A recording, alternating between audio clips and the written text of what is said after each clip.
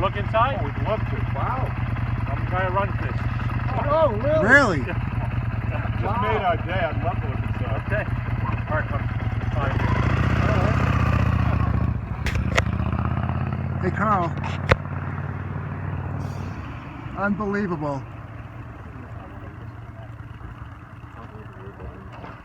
Oh my God. I gotta move my bike over here. I have all the authorities a priest would have if we had a parish priest running the parish. And I do just about everything except I don't say mass, I don't marry people, or anything like that, right? I don't marry people either or baptize. I don't do any of the things the priest would do, like that for me. But as far as the administration of the parish and building and everything else, it's my responsibility. So you saw her sitting here admiring. You said, "I got to." Well, I was actually on I was coming over here because we're working on a fundraising here, and I wanted to come and take a picture of something. And I said, well, I'm going to go take a ride with my bike, and I'm going to go take a picture on the way by. I'm coming over, and you guys are here, so I figured, fellow bikers, I'm going to let you guys in. We were just saying, geez, that'd be nice to see inside of Yeah, that. I Now, mean, you it get gets. all the way up to the top of that? Is that the turret? Oh, I don't know Yes, up there, but that's yes, there is a way, but it's not open to public. Oh, no. It's a very hazardous way. But it's There's a ladder, right? very steep stairway that Yeah. starts from the bottom. See the little windows here? Yes, yes. They're flush with the floor, and then there's a steep stairway that goes all the way up, crisscrossing, all the way up to just below the louvers, and that's where the bells are. Wow. Oh, okay. And then from there, in the corner, there's a ladder attached, actually tied to the wall with a rope. That you climb and you come out just below, in line with the bottom of the four turrets there. Yeah. Yes. And then in there's another little ladder that gets you up to the level where the turrets are, where the windows are. And are there glass on the other side of those turrets way up there? Yeah, they're all the way around. There's the same glass all the way around. It's amazing. Absolutely amazing. If you Sorry. you ever go when you get to a site where you got the internet, go on a site called Nova Scotia Webcams. Very simple name to remember. Nova Scotia Webcams. Yeah. There is a video camera on the back side window with the front turret on the left. On the back end of the camera looking out in that direction. And you see that's where the university pays for the camera, so that's why it's looking out there. So it's part of their publicity, right? It's the whole campus, but you can actually 12 miles down the road, down the bay and everything else. Wow. Beautiful view from up there. That's really something. We keep thinking if we had the money to put in some kind of an elevator system, because it's open, the way that the steeple is built, each corner, like you can see that the side of the windows line of the big window here lines up with the side of the turrets. Yeah. Well, that's because there's framing in each corner. There's a completely braced frame of four All the way up. all the way up in each corner. Okay. So and those are about this big square, right? So we'd have room to put like a 1 or 2 person elevator in there to get you right up to where the 4 turrets are. If we could get the money to do that, that would be. So when was the initial construction of The cornerstone you see over there, the cornerstone, right? June 19th, 1993. 1903. Oh, 1903. That's good. 1990. Yeah. And this is the way it looked in 1905, August 30th. 2 years, 2 months. Actually, we have pictures inside, I'll show you. 2 years. In August of 1904, it's all complete except for the tower. The tower's there, but there's no shingles on it. The framing's in place, and it's decorated for the blessing of the bells so that they can put them in before the Yeah. Wow. Right. So, see, I wear another hat here. I'm also this church is a registered museum, and I'm the president of the Museum Society.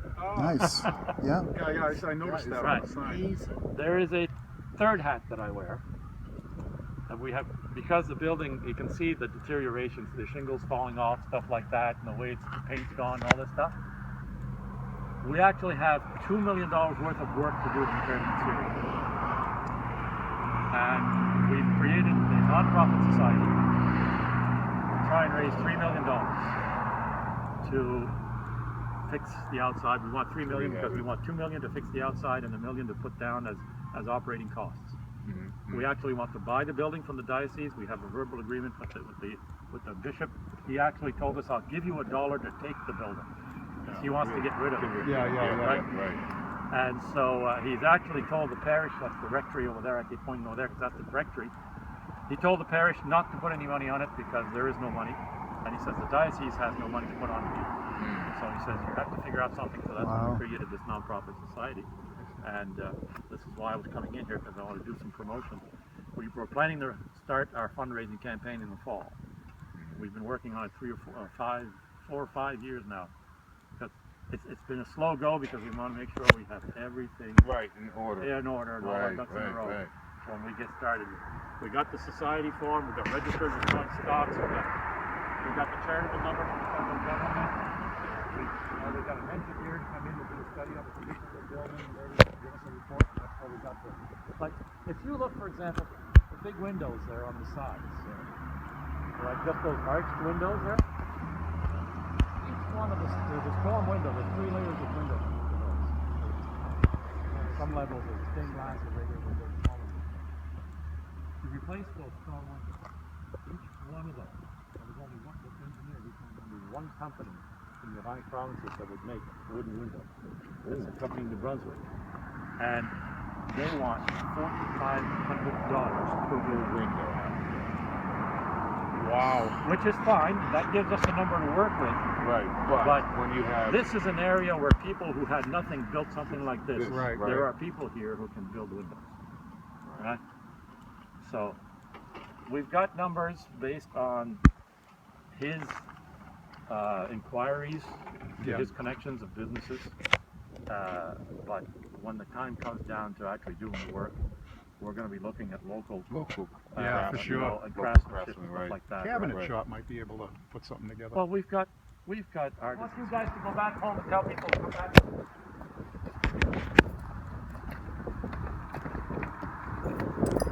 Whoops, there's the key. Hey, you don't let the key. I got the key. That's you.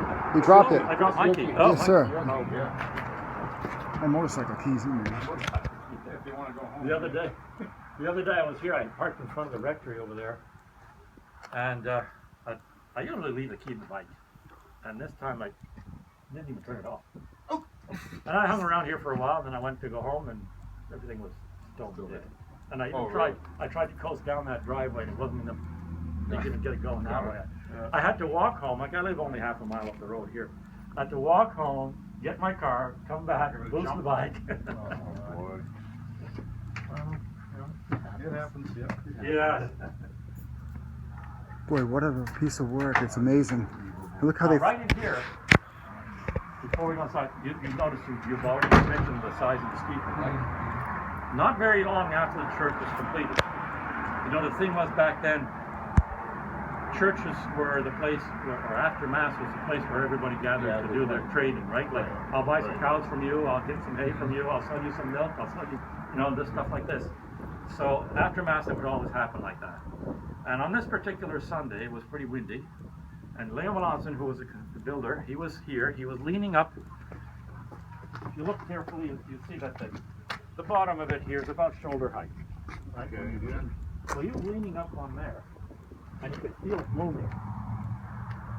And then he looked, and you could actually see that the whole thing was lifting off the foundation like this in the wind. About half an inch. So right in here, and here, and the same thing on that side, there's a total of 40 tons of rock that they put in after to hold it down. No kidding, huh? Yeah. Wow. The wind. Well, I can imagine how much the wind blows here. Yeah, well, the wind does blow. And just to give you an idea, because somebody asked Leo after it was all done, they said, how do you know this thing's going to stand up? Right. I built it. And in 1976, just to give you an example, 1976, which is, 70 years up from the time it was built, we had a storm here. They called it the Groundhog Day gale. Came up all of a sudden, perfect storm, 8 o'clock in the morning, February 2nd. Nobody had predicted it. Nobody knew it was coming. All of a sudden, here comes, I worked for the power company. And I was working, I'd only been 3 years working for them at the time, and I was like, this is initiation here into this company, in this business. 120 mile per hour winds for 3 hours. Wow. Not gusts, just Hurricane. Sustained. one sustained gust of 120 miles per hour for 3 hours. But we had a mess. Power lines down, buildings down. This thing, a couple of shingles off the roof. How's that? Built it well. This thing is jumped off. Well, Sure. And of course the door locked. that's what happens. You don't have that type of craftsmanship now. You know, And it's something true, built. you know, It's the really craftsmanship isn't You're there right now. down. Yeah, this would have fallen over if today's built like this. When you really think about it, the way it's built, there's not an engineer or a municipality or a town or a city in the world who would allow it. Oh, no. You know, Oh, no. building codes, yeah, right. building to be built today. Right.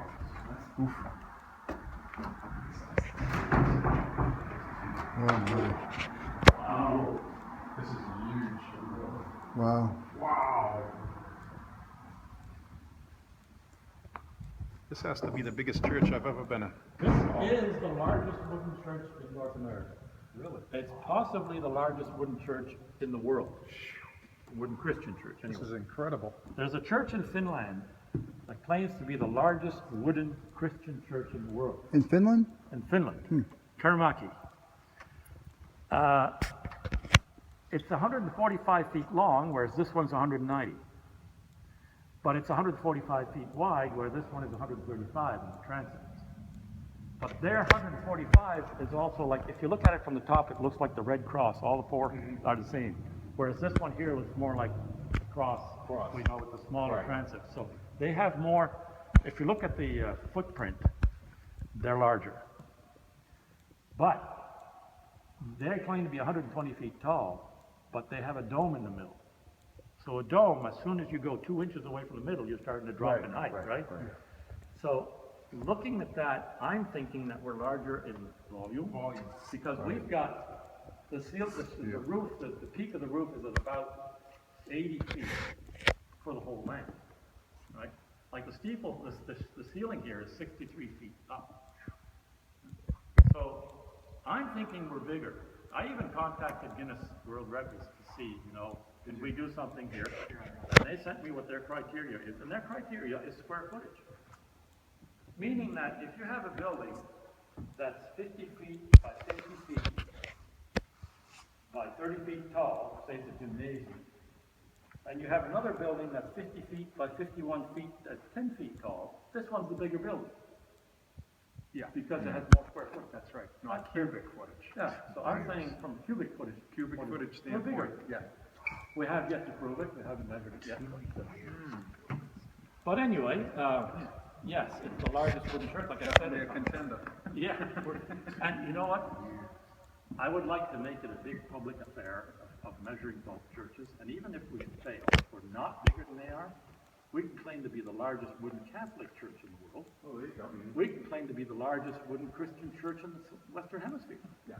And Yeah, so we there you still go. have a claim You to got fame, something. right? You got something there. So, Sure. anyway, just to give you some of the highlights of the building here, as I mentioned already, the ceiling 63 feet, the columns here. And this is another thing when you talk about the ingenuity of Acadians back 115 years ago. Each one of these columns is one solid tree trunk. Right. 70 feet tall. Spruce, And we right? actually had some problems with the plaster on this one, and there's like, you know, 3/8 of an inch of plaster, there's the lats inside, and then there's the tree trunk. So it's actually about 2 inches smaller than what we're looking Oh, at so it's there. wrapped. Yeah. Yeah, 70 feet tall. Now, it's Norwegian spruce, which is a native to Eastern Europe, so we assume that they were imported. But imagine that. At that time, no cranes or anything. The first thing they had to do, they had to stand these 10 columns up, straight and in line, to start building the building around it. Now, how did they do that? Engineering. Do they go into the ground? No, they go down, they sit on the stone pillars in the basement. Really? Yeah. Oh, okay, so they have the floor to Yeah. hold it, or this floor to hold Yeah, it. whole new place. And the whole building moves in the wind. These chandeliers, they swing about this far each way on a windy day. You know, this building creaks and groans and all kinds of stuff on a really windy day. Yeah. And that's why the walls are covered in canvas. so that because the building moves, if it was plaster, it would all fall apart, right? The walls, the ceiling, everything's covered in canvas, except the columns. Yeah, and, I can see and the that rest now. is plasterwork. It's almost like a wallpaper. Yeah. There's two reasons for that. One, it was a popular thing to do back then, like in theaters that had small walls and stuff like that, but also it was readily available because all the shipyards, they had canvas for sale. Amazing. Unbelievable. The You know, stained glass windows were important. When people believed in God, you know, they did this thing. They did it all. You know, it's amazing. From the company that made those windows. You wouldn't see that today.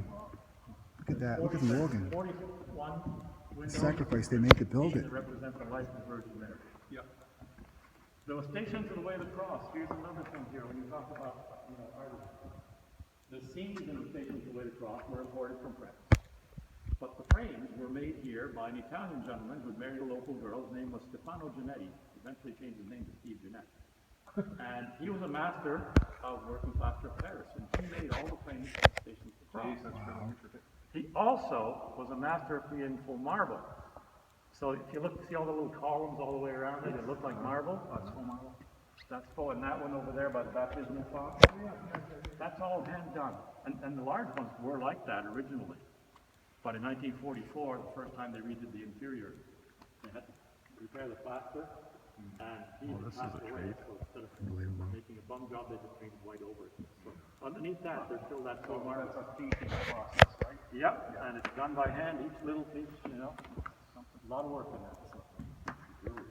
And I believe there'd be mass still being held here. No, No more. not because we don't want to, but You don't have a priest. we don't have a priest, but we do have a priest that comes in. Okay. But over in the next parish over, they do come from that way. Did you go by Stone Church? The stone church, Yeah, well, the yes. stone building next to it is the rectory where there are 3 priests who live there who are retired. They have agreed to say mass, do baptisms, the occasional funeral, wedding, stuff like that. But they're not assigned to a parish, so they still do come in. But the reason we don't have mass in here is because our congregation is down to less than 50. Wow. So we have it in the basement of the rectory next door. Right. Because what Makes happens more here, sense, yeah. the priest is standing there at the altar, and there's a person sitting in the back seat over there, and the one in the back seat over there, and they're spread all over. It's like he's doing some more.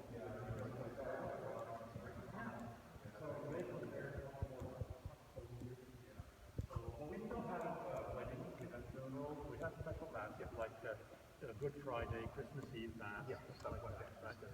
We have. There's a nice. There's stories. This, like what I was telling you about the nonprofit society wanted to raise money, right? When we talked to the bishop about, we're willing to create the society, we're willing to raise the money, we're willing to buy the church, take all the responsibility. We want to raise the money first. We buy it now, we've got this huge Oh, yeah. You need the liability, right? Because not only is it the building, but it's the pieces falling off. People walking around this place, university students, stuff like that. So, anyway, he said, okay, and this is the deal we're going to make. He said, I'll sell it to you for $1. Beautiful.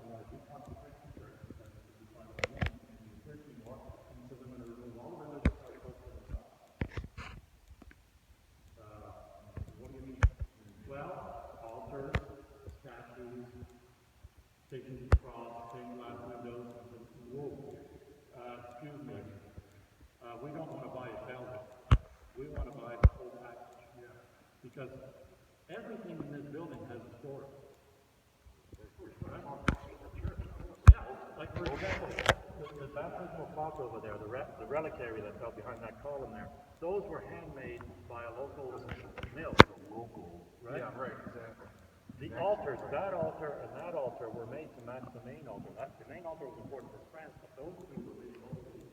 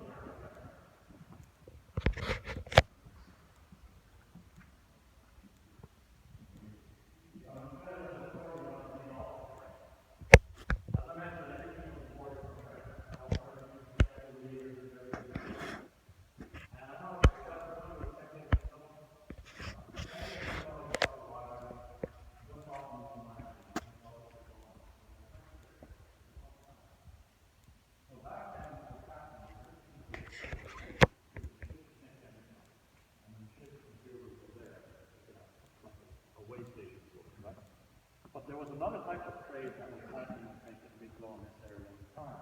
Was contraband.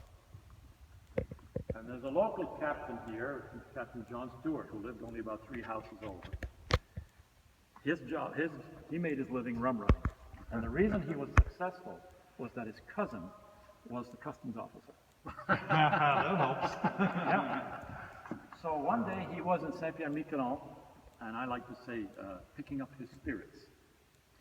And the boxes with the parts for the altar were on the wharf, and he thought they were addressed to Church Point.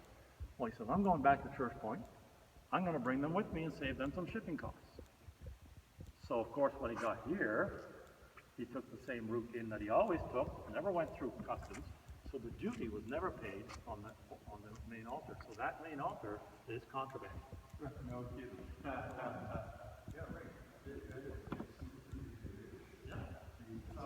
Everywhere.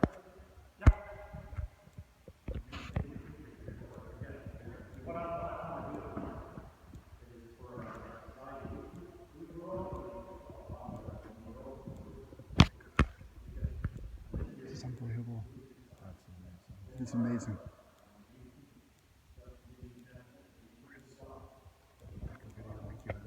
Look at the painting that's just above us. See, it's the Sacred Heart with the crown of thorns, and there's a cross on top of it. Yes. Right. Let's hold down. I'll show you something else.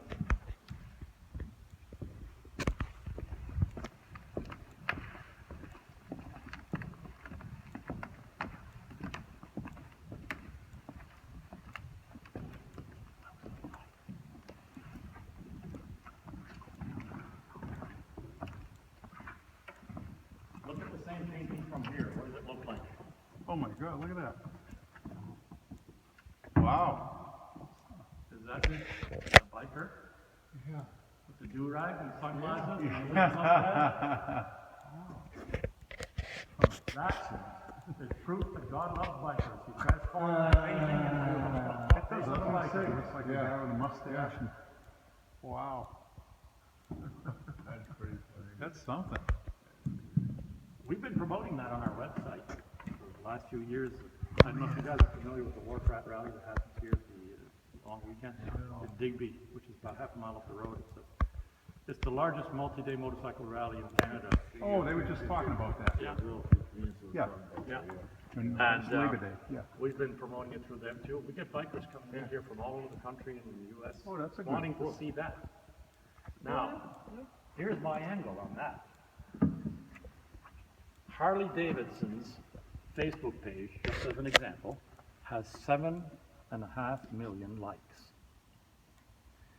If we post on their Facebook page asking for those 7.5 million people to send us each $1 to preserve the only church in the world that has a painting on the ceiling Get that yourself transforms $7.5 into a million. built There biker's you go. face, thereby proving in, that God you're loves in. and protects bikers. You're in. You're You know? gonna get it. And there are, and I've seen them come in here, and it just goes to show, like, you can't judge a biker. Oh, no, right. I stopped in here one day, there was a bike out front, and there was one of these bikes with skulls and all kinds of pointy parts sticking out all over, big black bike. The guy in here with a braided beard and, you know, the do-rag and stuff, and the leather with the chains and all this stuff, and his wife there the same way, right? And we started talking, and he turns out that he's the president of a Christian biking club. Oh, is that right? Yes. Oh, yes.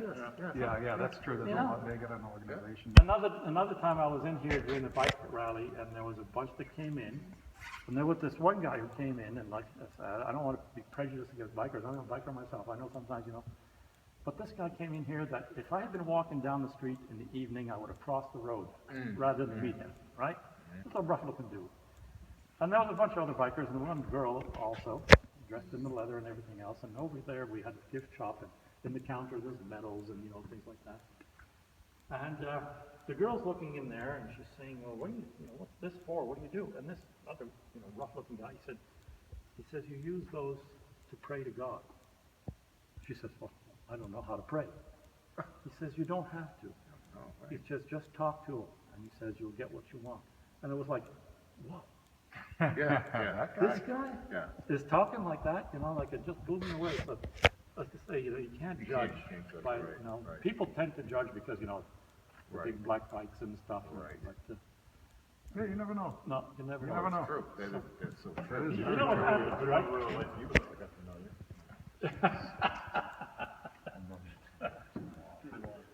But anyway, we're going to try and use that. Oh, you're passionate about it. Excuse me, what was your name again? Andre. Andre. Yeah. So Andre, can we make a donation to the church? How do we do that? If you want to. We do. I appreciate it. Yep. Yeah, I'll do that for all four of us. Oh, okay. Awesome. Appreciate it. So do we give it to you? Do we- Yeah, you can give it to me. I'll put it in our account. We Okay. run the account already. Do you take US dollars? Oh, we love US money. Another 23 cents a dollar exchange right now. Oh my God, That's great. Well, you're really very passionate about so it. this is worth 123 to us right now. I know. Oh, sure it is. I know, Yeah. but this is good. Thank you very much. I'd like to get your name and your phone number too. Okay, I'll Written. give it to you. He likes to put again. I think what you're doing is awesome. I mean, to video. preserve something like this is It's- historic. Well, it's the thing. It is We're historic. looking at it not to preserve the church, But we're preserving the community monuments. Yeah, all part of the community. It's like, if you take that out, all this repair, you're ripping your heart out of the community. You can't. And you have That's what it is. It's the community. Because all on this trip, we've seen so many small little churches and small cemeteries like next to it and other people thing. Yeah, it's the community. Only 50 people here, and they here at church, and it's part of the, it's the whole life. Yeah. So if you let this fall in this repair, Well, that's the there thing. goes the community. It's done. 1,500 people work as volunteers in construction. That's almost everybody related to everybody in this community. Can you imagine what they sacrificed to build? Everybody around here has a And the descendant or weather an and ancestor that worked on everything this put all building. together and So it's, and like I say, if the bishop, well, when he told us about taking the stuff out, we said, no, What they really do? well, that's the story, right? That's the question. What would they do with it? So, one of the members of our society is actually a member of the Diocesan Administrative Committee. See, I started the society, and I invited some people to join. And I picked the people I wanted. And I picked him as one, because he's a direct link to the bishop, right? And he's been talking to some people at the diocesan level. And the latest message he's come back with is because we're already a registered museum. And something I didn't show you is in the corner there, we have 2 exhibit rooms, we have some artifacts and stuff like that on the walls and we can make a long-term loan agreement for all of these things as artifacts. Oh, there you go. Right? And then they all stay here. There you go. That's Yeah. And the other thing is, the bishop can say what he wants. He wants to get rid of this building. We want to buy it on our terms. So if he says no, on my terms, we'll say, it's your building, you put up with the liability, we'll deal with it. Right. You built the 200-foot fence around it when it starts to fall apart really seriously. Yeah. Well, it's just going to end up Even- costing them more money. And even at that, like, when we were outside, you notice that on each side of the steeple, there's a large spire. Right? And it's stopped by that, and there's windows on it, right? Well, here's a window that I picked up last fall, actually a year ago last fall.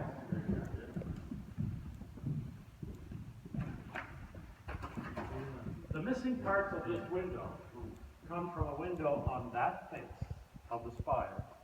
And I picked them up on the lawn over here between the rectory and Once the the wind church. gets a hold of it. Yeah.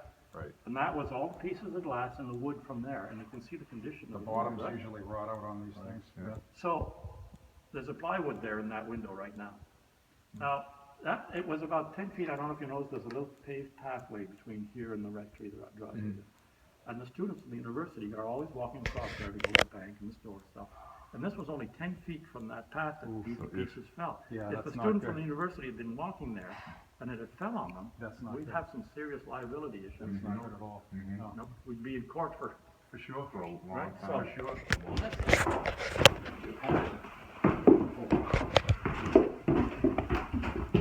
This screen is not supposed to be busted like this, but in May we actually had a break. Somebody figured they could go upstairs, and I don't know what for. Looking there. wow. But, now watch out for your yourself.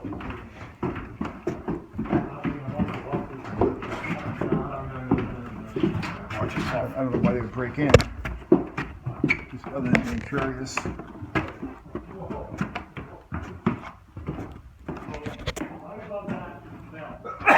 Holy cow. The area with the louvers, that's just above that ceiling right there, right? And you see what I mean by the corners? You see this? Yes. Oh, This wow. is the tower structure here, another tower structure in that corner, another one in that Right. corner. That builds. That's why that this, consists of the box. Yeah. Yeah. Wow. that's why this thing won't come down. And if you Boy, come over boy. here, watch your heads here. What engineering though, Joe, right? Yeah. Think about it back then. Yeah. You figure how much the wind, the weight. And that's the thing, like Leo Melanson, he was illiterate, but he just knew how to put wood together. Now, all this is local timber? Yeah. Yeah.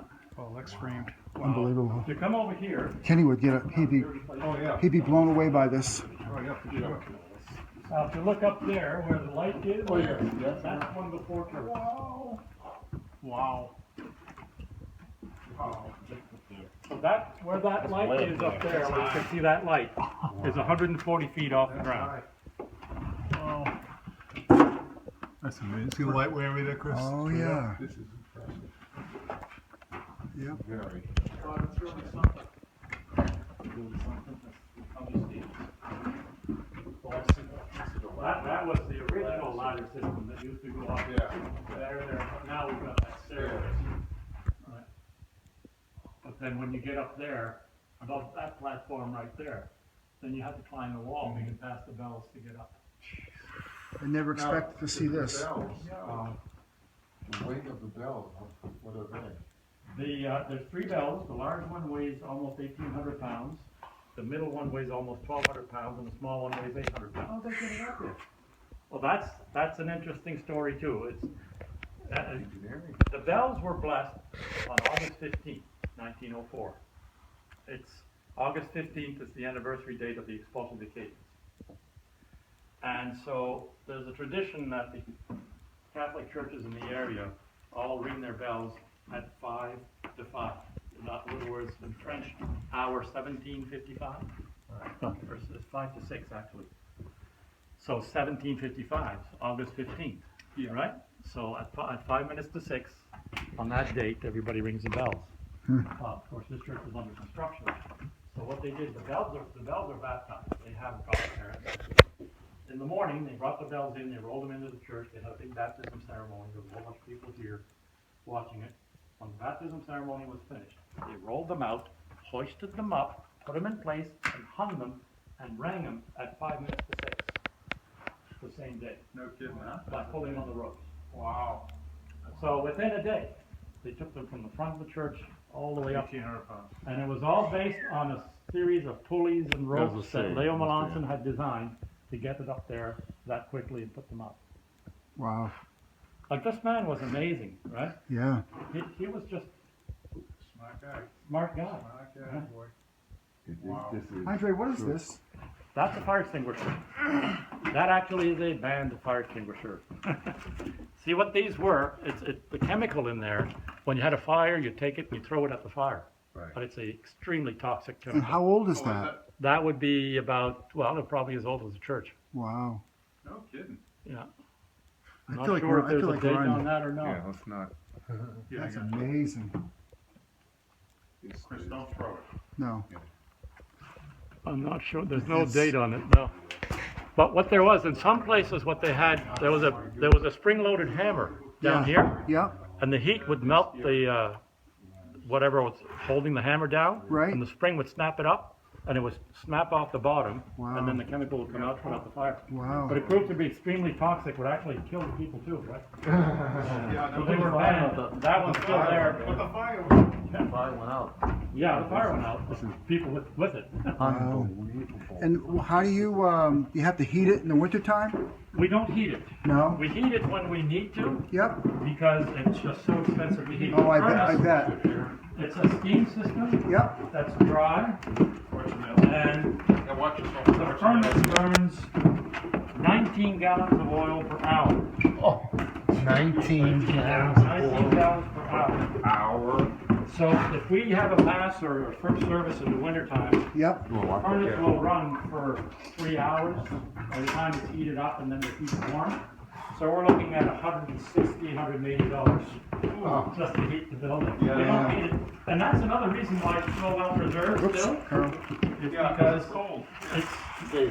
it's not insulated, And so the inside and outside temperature are the same, Yeah. so we have no condensation. That makes sense. Makes sense. So that's one of the reasons why the structure is in such good shape, because there's nothing to make it rot. Yeah. I mean, you saw the wood up there, right? It's Yeah, almost right. like it was brand new. Yeah, that makes a lot of sense. Over on that side. And what would happen is the men would come in on Saturday morning. One man would come in, stoke the fire in the 3 furnaces, come back for a couple of hours, keep stoking. Somebody else would take over for them. They'd do that all the way through Saturday night, all night, so that there'd be heat in the building on Sunday morning. So in the early 60s, they replaced the heating system with the oil furnace, which is a steam system which goes with the radiators all around. That's another reason why we don't need to heat it, because being a steam system, it's dry, except when the heat's in it. When it condensates, it flows back into the furnace. Oh, yeah. So, not too long after the new furnace had been put in, the priest, at that time there actually was a parish priest, he was sitting at the rectory next door with nothing much to do, and he thought to himself, I gotta go take a walk over to the church, just see how things are. And he came over, walked around, everything was good. He went down, he thought, I gotta go look at my new furnace, He went down to the furnace room, the oil line had ruptured and the thing was on fire. Called the fire department, they came and put it out. Now, What a stroke that's big. something there made him come here at exactly that time, right? So I'm hoping that that divine intervention that happened both of those times, and there's other stories like that too, is still there and it's going to help us preserve it now. Yeah, for sure. Great. Yeah. Well, good for you. Thank you. Thank you very much.